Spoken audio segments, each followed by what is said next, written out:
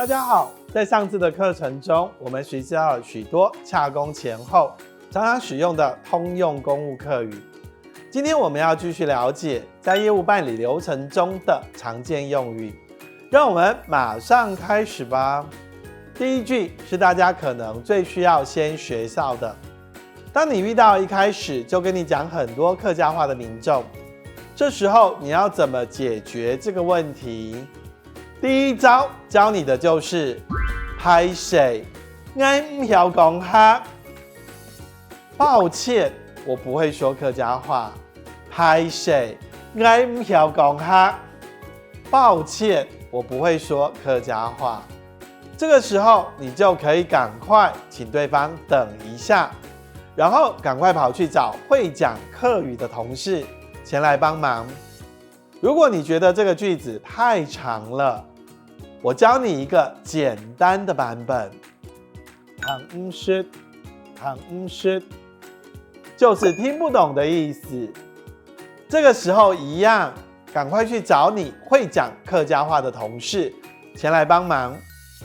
接下来，如果我们遇到民众走进来要办公的时候，要接洽业务的时候，我们可以引导民众去抽号码牌。这个请抽号码牌，这个客家话要怎么说？抢抽号码，抢抽号码。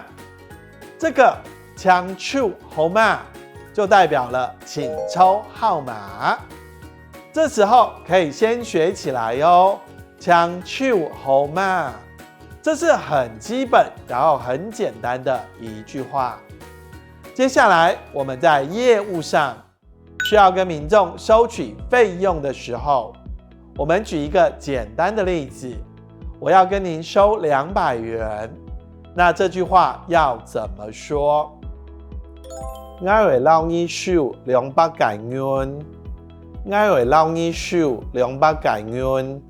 好，这句话也可以学起来，重点是什么？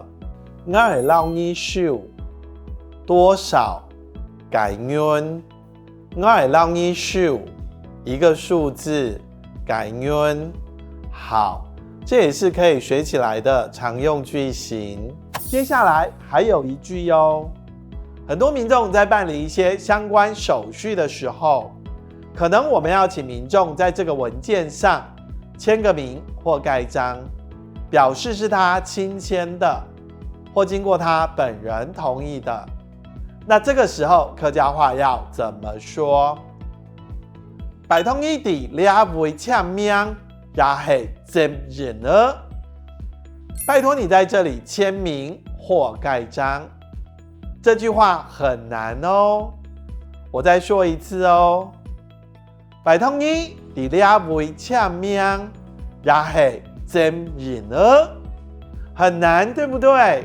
如果你觉得很难，我教你一个简单的方式，你直接指着表格要签名的地方，跟民众说签名，签名，这样可能就会知道说这个表格里面需要签名。注意，现在很多时候，可能民众来报户口的时候，或者是谈到子女继承的话题的时候，也许他们就会觉得男生女生不一样。那这个时候我们可以尝试跟民众说，现在男女是平等的，所以我们可以提到男生女生都相同。这句话客家话怎么说呢？谁来儿谁没儿全穷人，谁来儿谁没儿全穷人，男生女生都是一样的。好，以上呢是我们通用客语的课程内容，希望大家都学习到了。大家要记得常常的练习，自然就能脱口而出，而且朗朗上口哦。